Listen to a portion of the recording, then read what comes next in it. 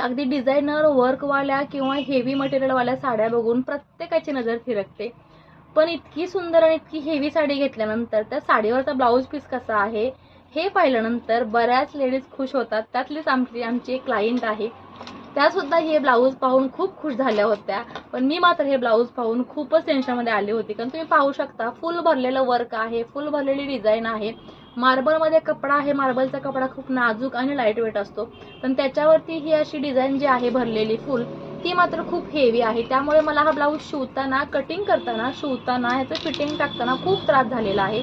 शिवाय याची स्लीवची डिझाईन सुद्धा मॅच करायला अगदी नाकी मोती जड होतो म्हटलं तरीही चालेल. हा बघा ह्याचा गळा आहे, गळा सुद्धा बऱ्याच वेळेला अनइवन असतो, मॅच होत नाही. ह्याला सुद्धा सेंटर काढता काढता खूप आपल्याला वेळ जातो आणि डोक्याला तापही होतो. तुम्ही कमरेला पाहाल तर कमरेला बघा ह्याला अजिबात मी टक्स मारलेली नाहीये, डिझाईन असल्यामुळे त्याला जागाच नाही, तरी सुद्धा हा ब्लाऊज आपला खूप सुंदर फिटिंगला